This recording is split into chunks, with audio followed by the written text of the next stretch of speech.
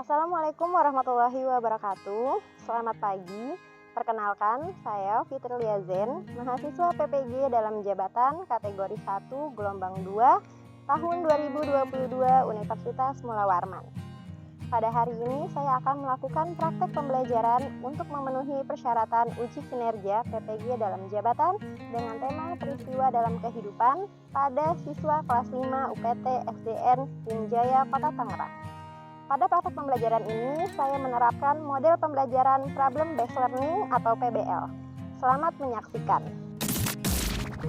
Assalamualaikum warahmatullahi wabarakatuh.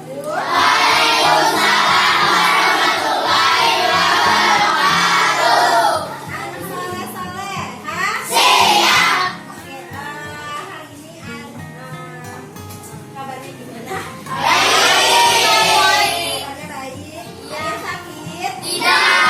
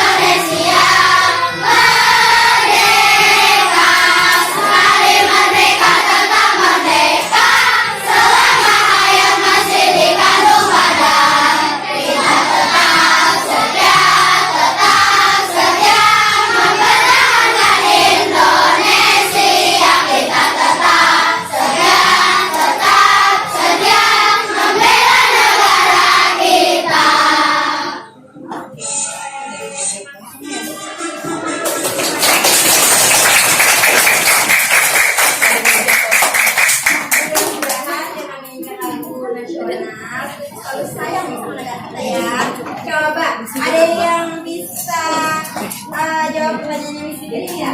Kenapa sih nyanyi lagu Hari Merdeka? Kira-kira ada hubungannya sama pelajaran? Menurut kamu? Ada. Oke. Pelajaran sebelumnya kita bahas tentang apa sih?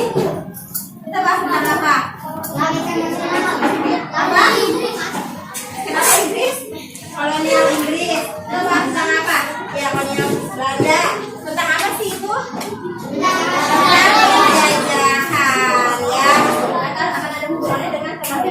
Kita ya. Oke. Sekarang silakan keluarkan buku tema 7-nya ya. Kita akan belajar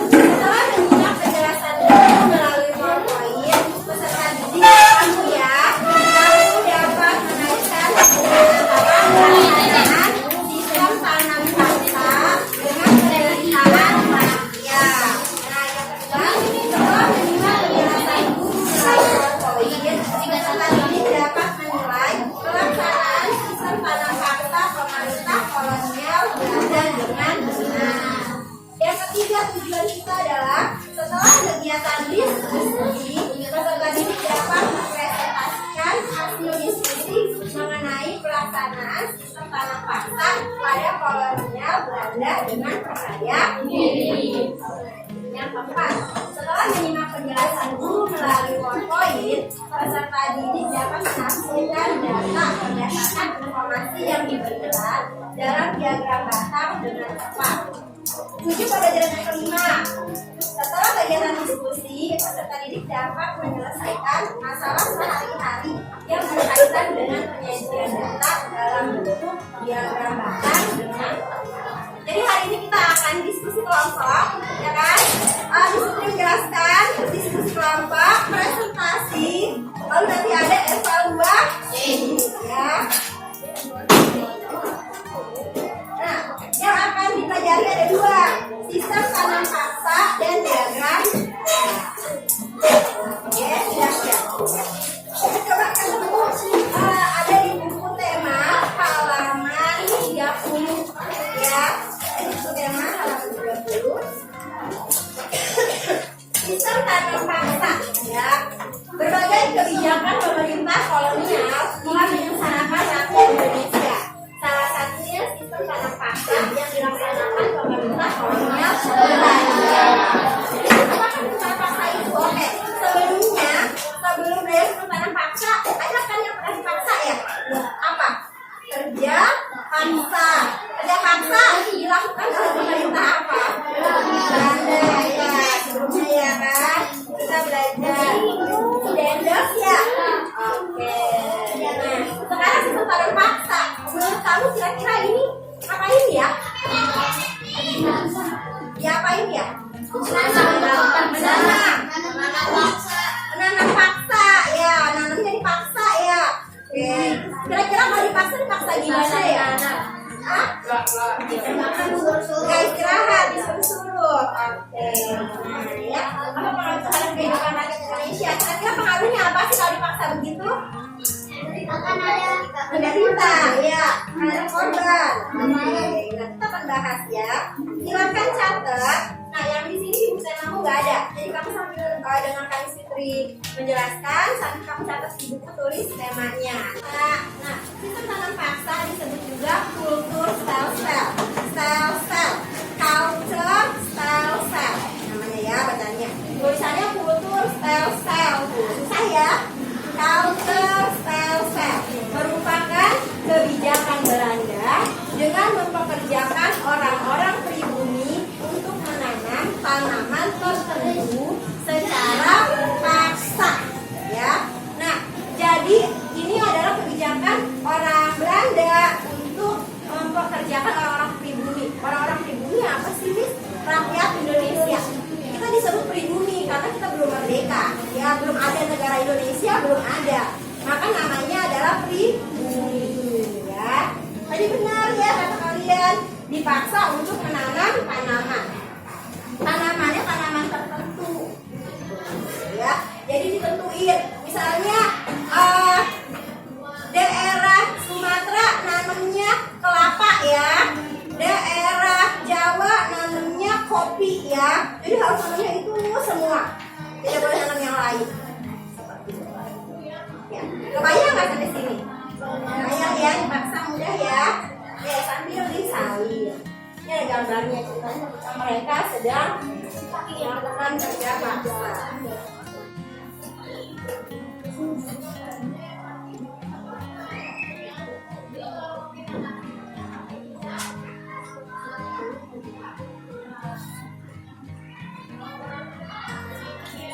Sistem tanam paksa atau culture style merupakan kebijakan Belanda dengan mempekerjakan orang-orang pribumi untuk menanam tanaman tertentu secara paksa. Ya, biasanya sudah disalin. Nah, faktornya kenapa sih orang Belanda atau pemerintah Belanda itu membuat kebijakan tanam paksa gitu kan? Pasti ada alasannya, ada faktornya itu, ada penyebabnya, ya. Kenapa sih sampai dia begitu ke Indonesia? Nah, ternyata adanya tekanan dari pemerintah Belanda untuk memaksimalkan jumlah pendapatan. Nah, jadi pemerintah Belanda itu kan butuh uang, ya. Sumber uangnya dari Indonesia, gitunya. Jadi dia pemerintah yang di negeri Belanda itu, di Eropa itu bilang harus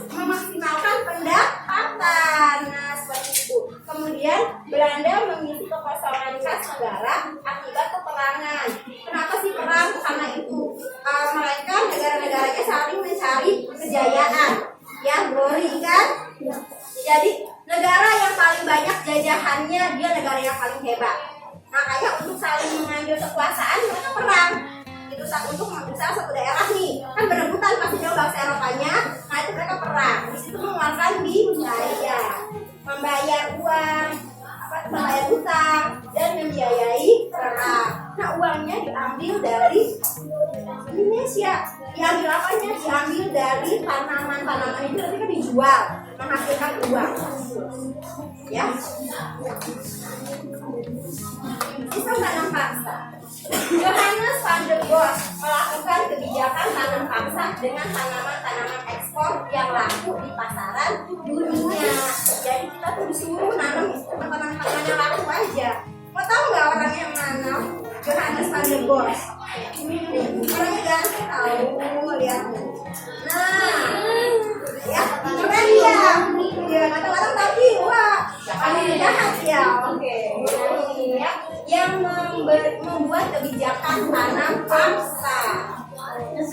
Nah, tanam paksa diberlakukannya pada tahun 1830 ketika Johannes van der Bos memimpin di Indonesia. Nah, ya, ini satu sekali bertanyakan? Tidak, ya. Yuk kita baca ceritanya ya. Di buku ada ceritanya. Sistem tanam paksa pemerintah kolonial Belanda. Coba di situ minta Risa deh baca Risa.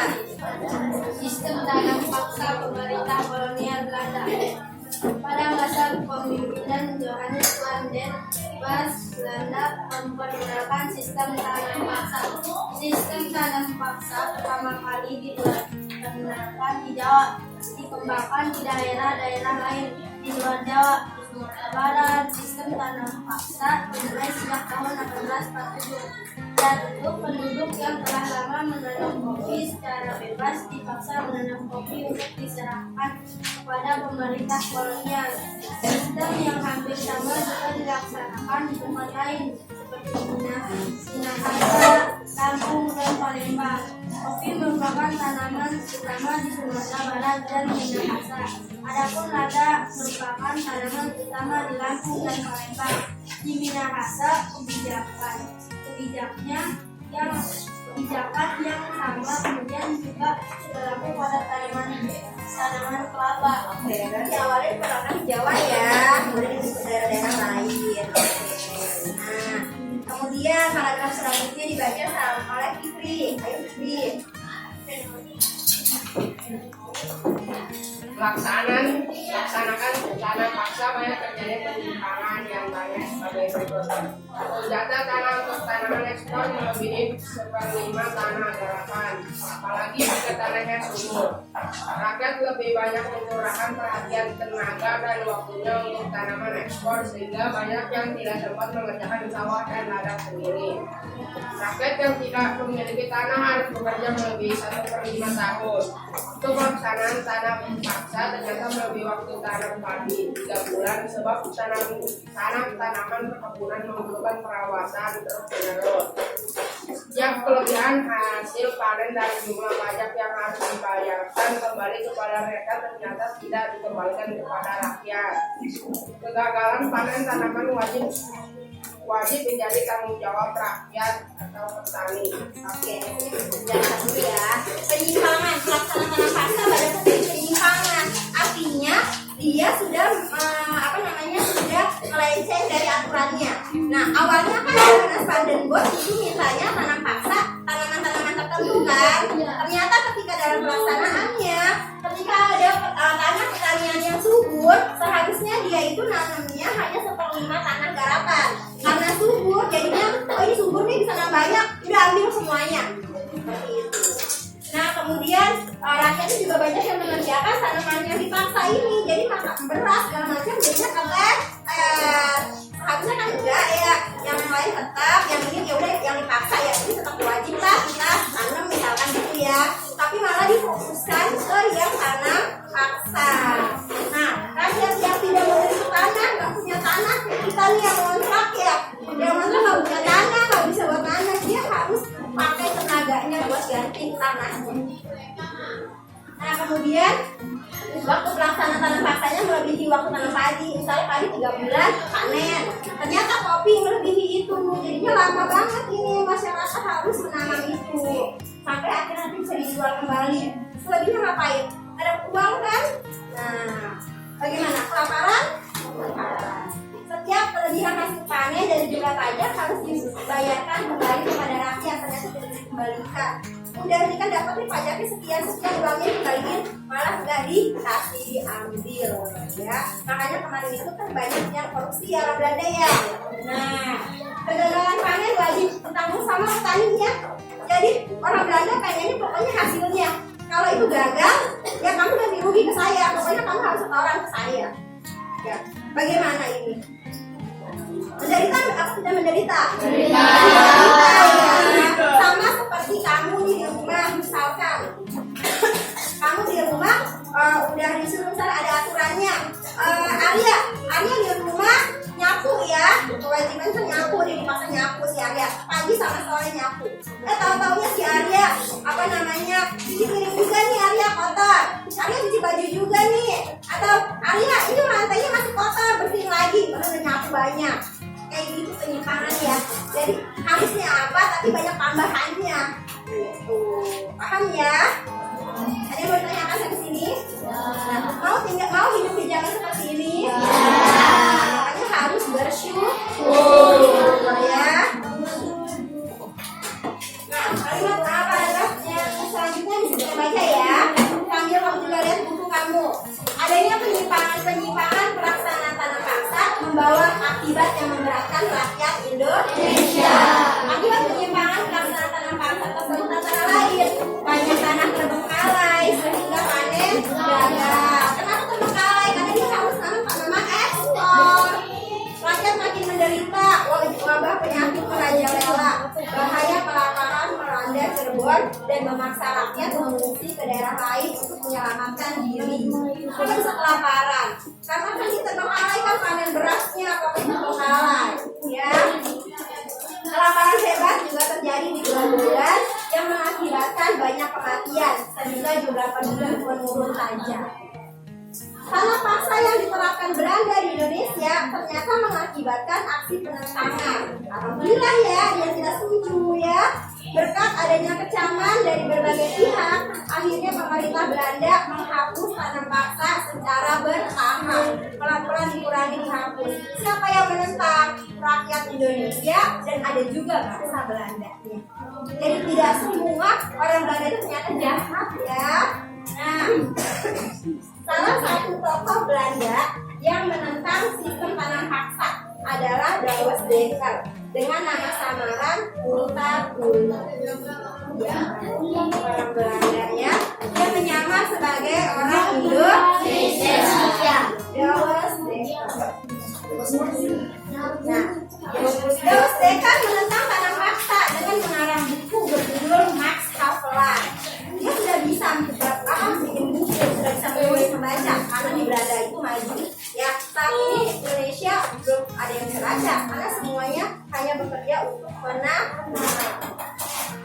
Edward Douwes Dekker mengajukan tuntutan kepada pemerintah kolonial Belanda untuk lebih memperhatikan kehidupan bangsa Indonesia karena kejayaan negeri Belanda itu merupakan hasil dataran keringat rakyat Indonesia. Dia kasih tahu, ini loh kita tuh kaya, kita tuh punya uang, itu dari mana? Dari rakyat Indonesia. Itu sudah begitu. Ya. Nah, dia mengusulkan langkah-langkah untuk membalas budi baik bangsa Indonesia. Langkah-langkah tersebut adalah sebagai berikut: pendidikan atau edukasi. Itulah masyarakat Indonesia boleh bersekolah, boleh diajarkan. Ya, tapi awal-awalnya sekolah hanya anak-anak pejabat, ya, akan jelata begitu. Membangun saluran pengairan atau irigasi, membantu. Kenapa? Kan banyak yang gagal panen. Jadi sering biar nggak rugi banyak nih rakyat Indonesia, biar panennya nggak gagal, dibantu pengairannya. Memindahkan penduduk dari daerah yang padat ke daerah yang jarang penduduknya, transmigrasi. Bisa di Jawa itu padat, di Kalimantan, di Sumatera itu sepi penduduknya, dipindah-pindahin.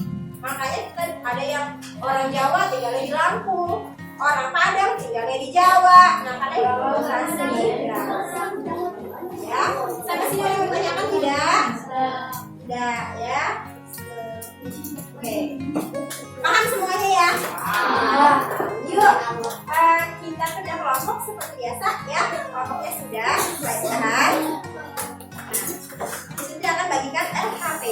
untuk kamu diskusi.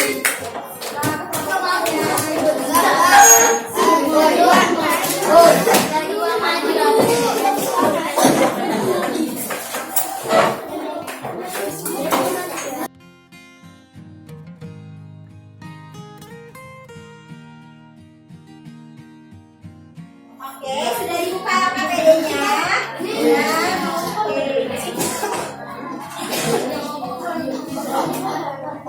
oke. Nah, buka halaman kedua di KPD kelompok. Orientasi peserta didik ya. Tadi kamu sudah menyimak penjelasan yang Sri berikan, ya kan? Sekarang kamu sudah berduduk berkelompok, ya. Nah, kita mengerjakan LKPD. Coba Naya baca untuk pengerjaan LKPD-nya apa? Yang ini Bu. Mengembangkan dan menyajikan data serta didik menyelesaikan Tunjuknya Nak ya, tunjuk Nak. Tunjuk pengerjaan LKPD.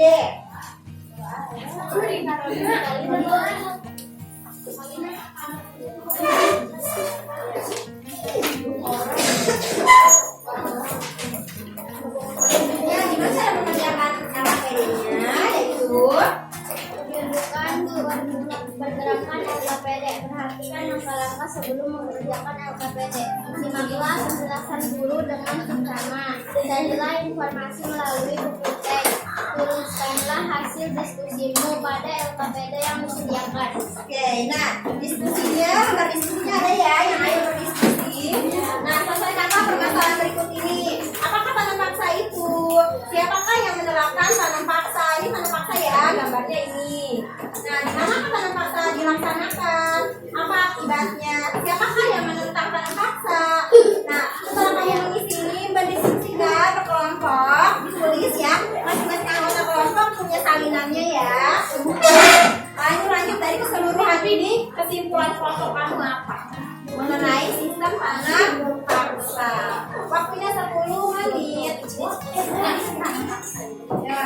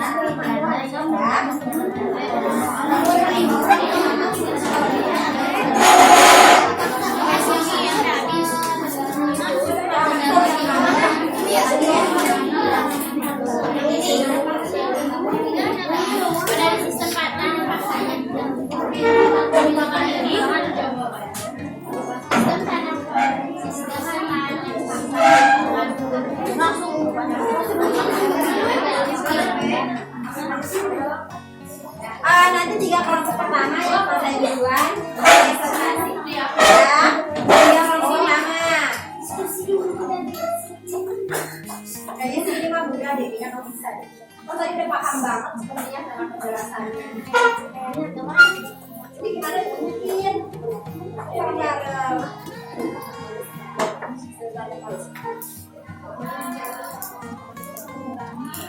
Kelompok ya, diskusi ya, musyawarah dulu. Apa ini ya jawabannya? Oh yang gimana ini? Baru sama-sama tulis semuanya. Bergotong royong.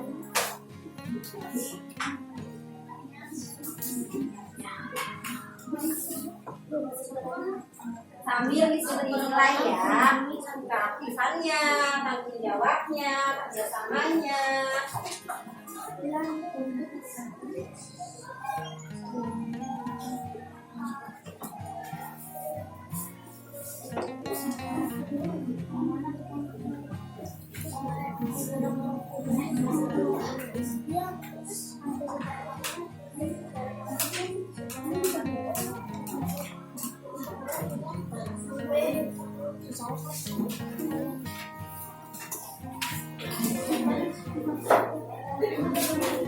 Kalau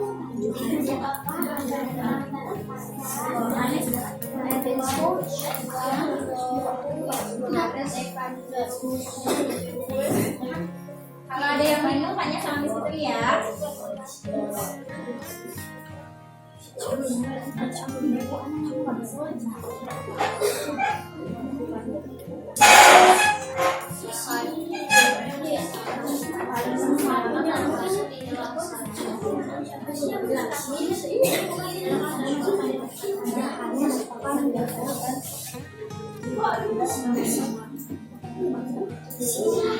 Makanya baca, makanya regulasi.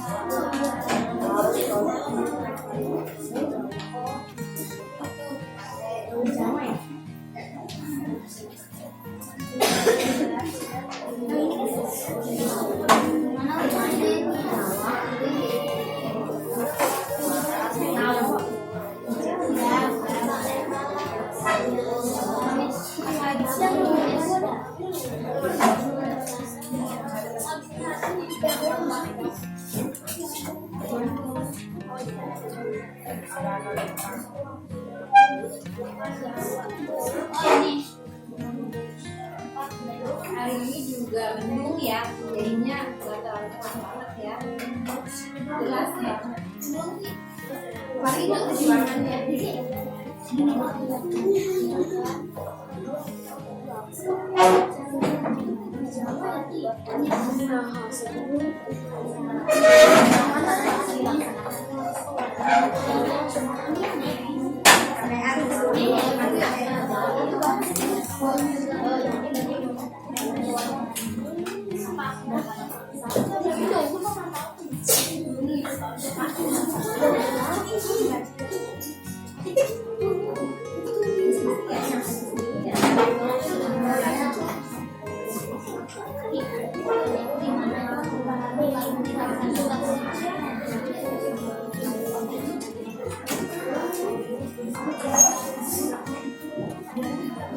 Siapa yang menerapkan sistem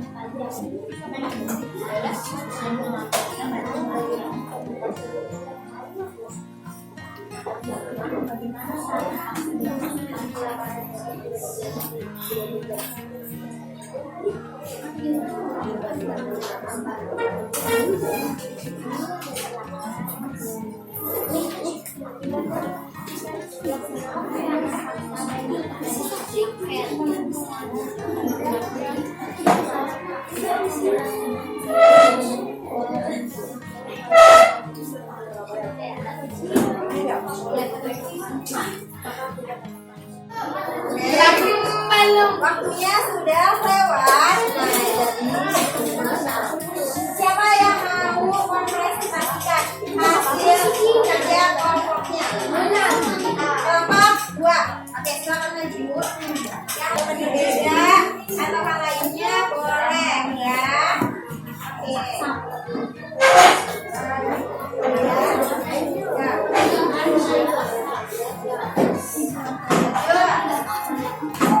Perhatikan, jangan nulis lagi. Semuanya perhatikan. Assalamualaikum warahmatullahi wabarakatuh. Waalaikumsalam warahmatullahi wabarakatuh. Kami dari kelompok 2 ingin mempresentasikan hasil diskusi kami. Apa tanam paksa itu? Tanam paksa merupakan kebijakan Belanda dengan mempekerja orang-orang pribumi untuk menanam tanaman tertentu secara paksa.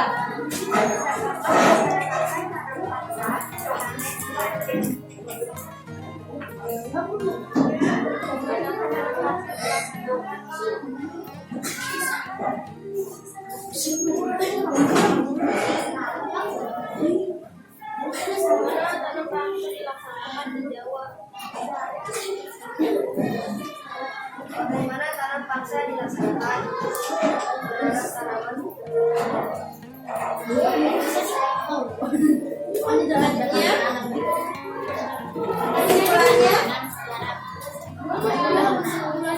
Kesimpulannya belum dibuat. Sudah apa kesimpulannya? Ya, yang lain yang baca, ayo tapi belum saya diri ya, yang lain.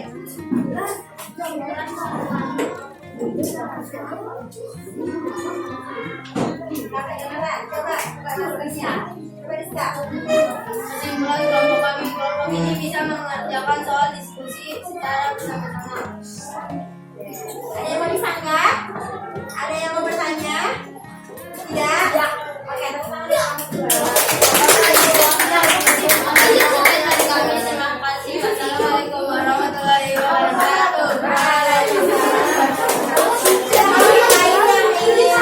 presentasikan hasilnya. Mana tahu ada jawaban yang berbeda versinya. Kelompok berapa? 3, 4. Ya, 4. Ya, dulu ayo.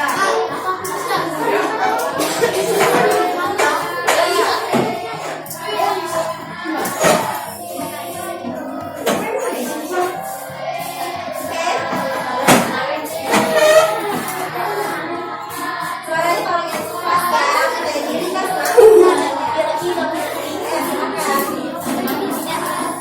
Assalamualaikum warahmatullahi wabarakatuh.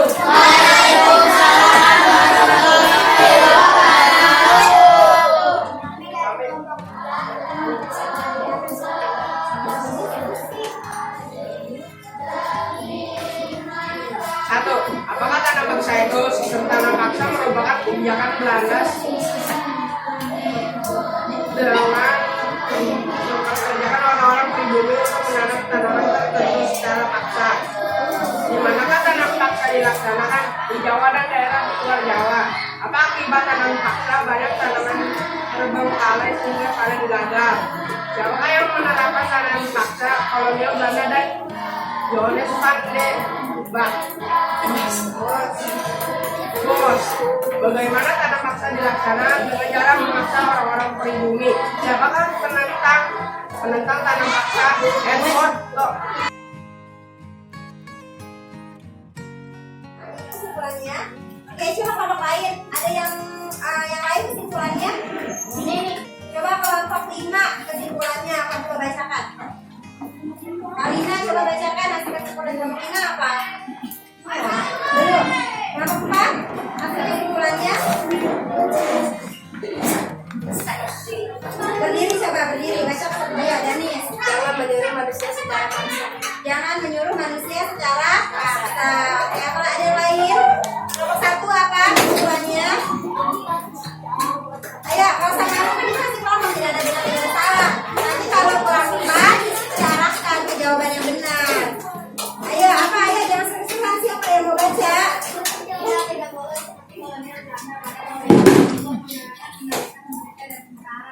Oke, kita tidak boleh seperti kolonial Belanda. Apa? Karena kita membuat masyarakat menderita. Ada yang lain?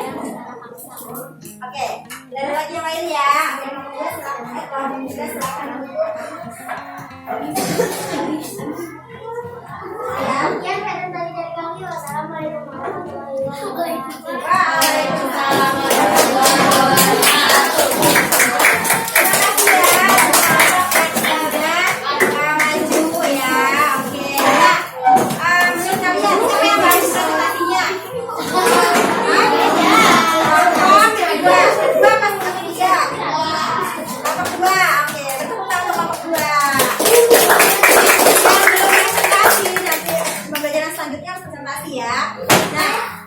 Kita bahas di sini hanya kasih penguatan aja ya. Kalau misalnya yang atas sama satu ini betul semua, hanya kesimpulan kelompoknya. Kesimpulannya berarti kan dari apa yang sudah kamu pelajari kan di sini kan, ya kan? Kesimpulannya apa? Kalau dari di sini kesimpulannya gini. Pelaksanaan sistem tanam paksa memiliki banyak penyimpangan sehingga rakyat banyak yang menderita. Itu kalau di sini. Ya, kepikiran ya kayak gitu? Enggak, ada kepikiran. Tidak apa-apa. Jadi kesimpulan itu bukan pendapat kita. Kesimpulan itu dari itu apa sih rangkumannya gitu ya? Apa-apa kalau hari ini belum bisa ya. Nah, selanjutnya, ini punya yang namanya diagram batang. Oh, tadi presentasi sudah ya. Oke, diagram batang. Nah, sebelumnya kita belajarnya tabel ya. Diagram tabel yang kotak-kotak kan. Nah, sekarang diagram batang. Bentuknya seperti ini. Pernah lihat tidak ya kayak gini? Pernah. Oke, ada lagi mana? Kalau di lingkungan sekitar ada nggak? Ada. Mana? Tukang apa? Tukang apa? kayu. Tukang kayu. Ya. Oke, biasanya ada tuh kalau misalnya di data, misalnya di Posyandu atau di mana kadang-kadang suka ada yang modelnya begini ya. Ini adalah bentuk lain dari penyajian data. Kalau sebelumnya kita belajarnya tabel, kotak, sekarang kita ada ini bata. Nah, di sini kamu bisa lihat yang di bawah ini nama tanamannya, yang di atas ini jumlahnya. Ya. Nah, tadi kan sudah disuruh tanam paksa ya kan, nanam kopi, nanam lada, nanam cengkeh, kelapa. Nah, misalkan jumlahnya segini. Misalnya kelapa yang dihasilkan, coba kita baca ya diagramnya dibaca.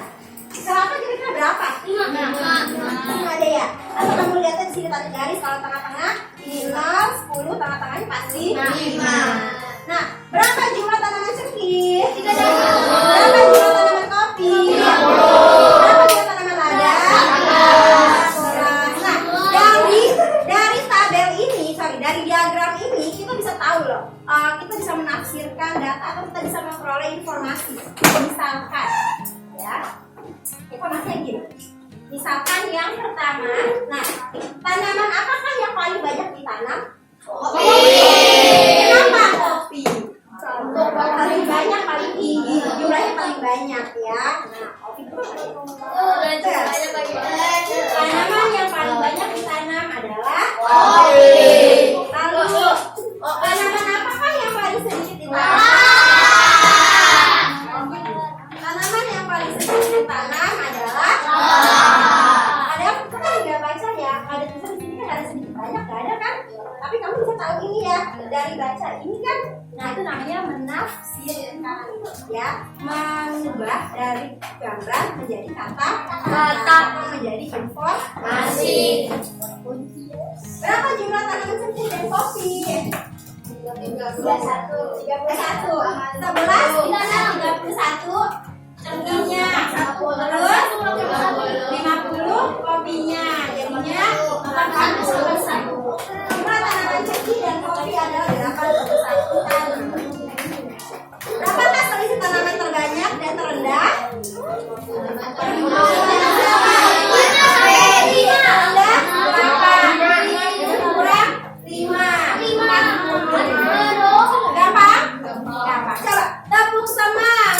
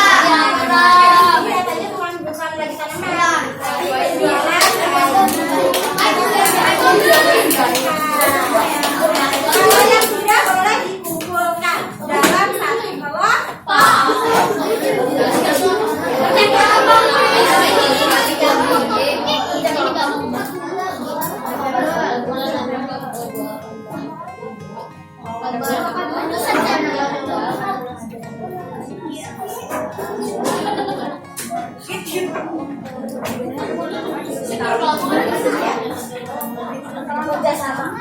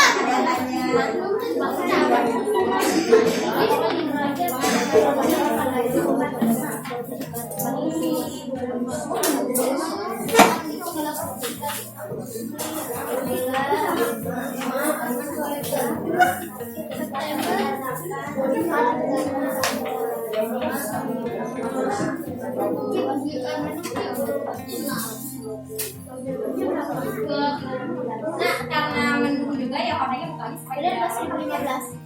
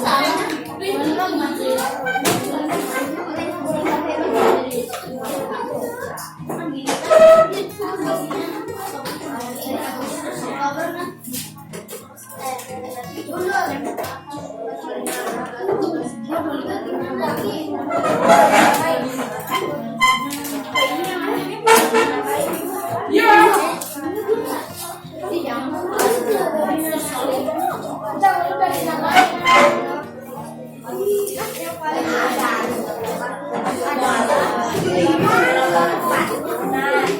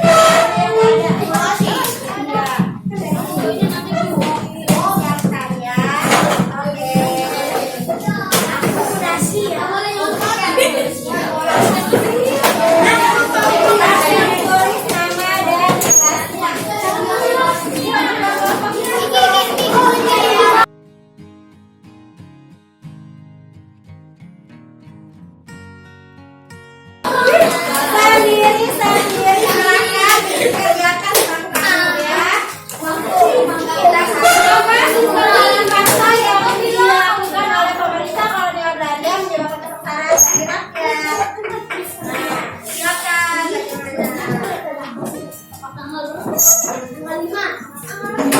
Apakah kamu setuju dengan pertanyaan paksa? Nah, yang ini di bawah ini manakah pernyataan? Lihat ya kertasnya. Di bawah ini manakah pernyataan yang benar mengenai tanah paksa pemerintah Kota Belanda? 17, tanggal Jadi, 17. jawabannya benar, ya. Ya, terserah yang benar ada berapa. Kalau satu yang benar cek 1, kalau 2 yang benar cek 2. Kalau menurut kamu semuanya benar cek 3. Ya.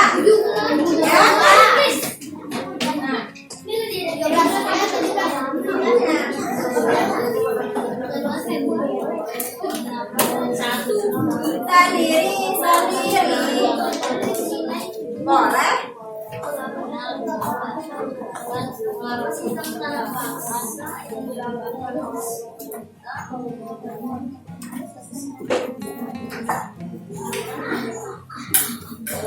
Bocahnya mati, Bon. Ya, ini di kotaknya. Sudah disediakan kotaknya.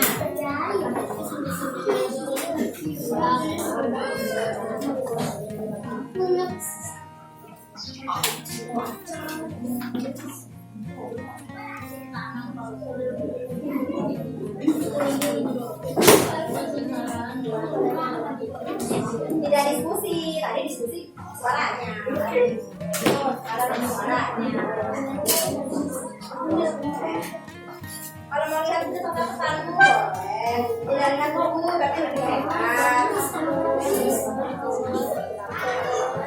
Kalau yang sudah boleh dikumpulkan 17 Muhammad Irfan Masyansyah.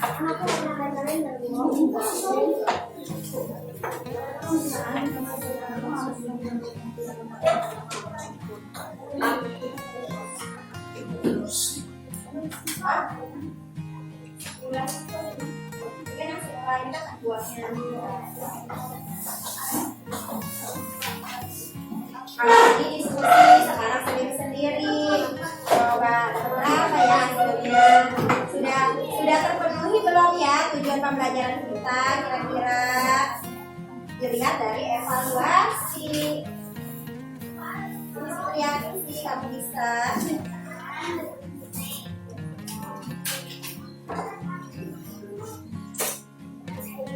Kalau yang sudah boleh dicek kembali kemudian dikumpulkan. Kalau sudah dikumpulkan berarti boleh merapikan alat tulisnya.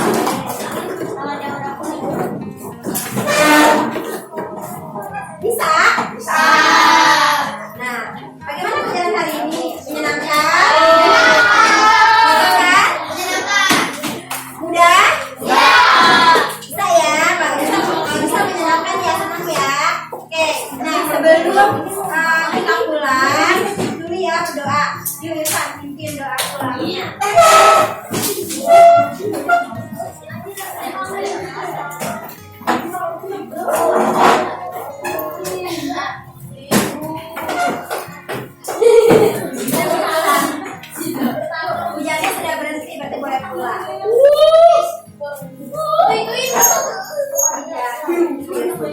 Ya.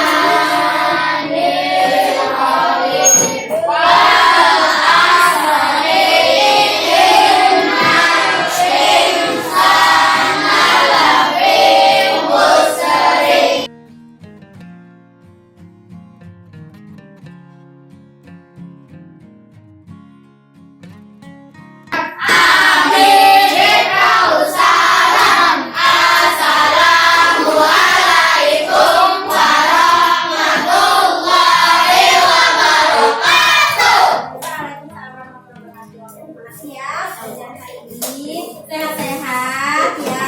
Yang bisa